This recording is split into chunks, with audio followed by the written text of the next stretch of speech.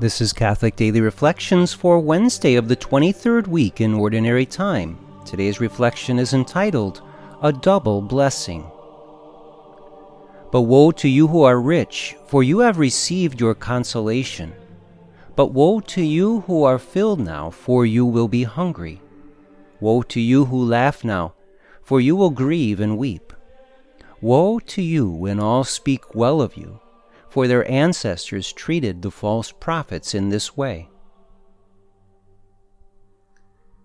Is it dangerous to be rich, to be filled, to laugh, and to have all speak well of you? According to Jesus, it appears so. Why would Jesus warn against these things? And before that, why would he pronounce it blessed to be poor, hungry, weeping, and insulted?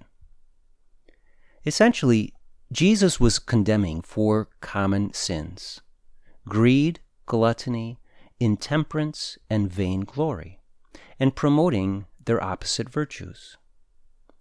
Poverty, in and of itself, is not sufficient for holiness. But in Luke's Gospel, Jesus declares it blessed to be poor, literally. This goes further than Matthew's Gospel, which says it is blessed to be poor in spirit.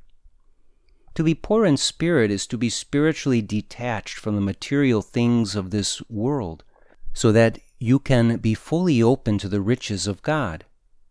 One common tendency among those with material wealth is to rationalize that even though they have many things, they are detached from them. Hopefully, that is the case.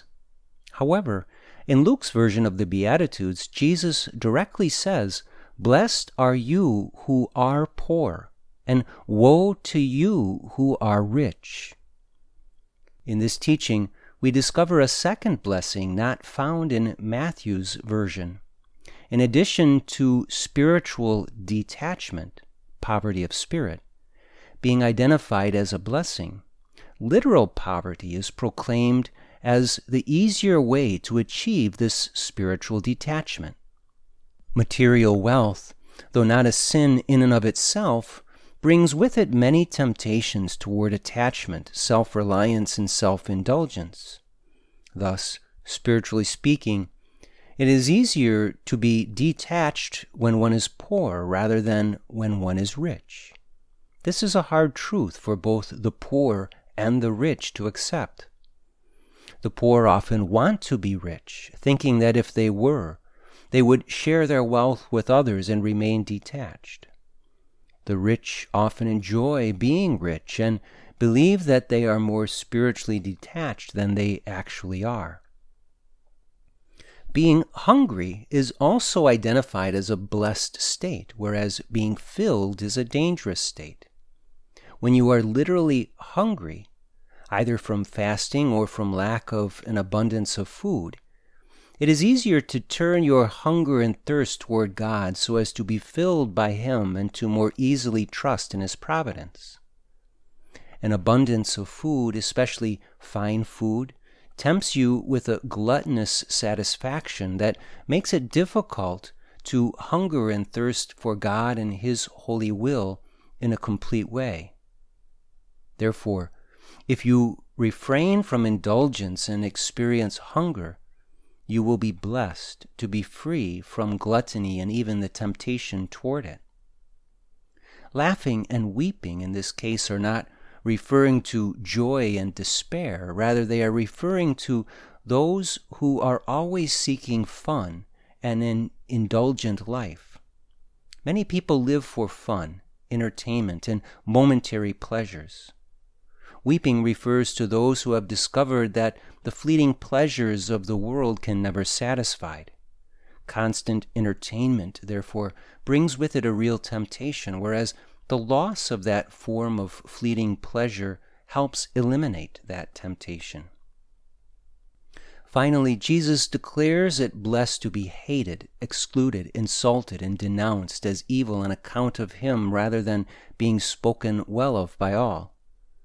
In this case, Jesus is referring to the praise that comes from things that mean nothing from an eternal perspective. When all speak well of us, praising qualities and accomplishments that are not true Christian virtues, we will be tempted to rely upon that praise for our satisfaction. But this form of satisfaction is nothing other than vainglory and never truly satisfies in the end.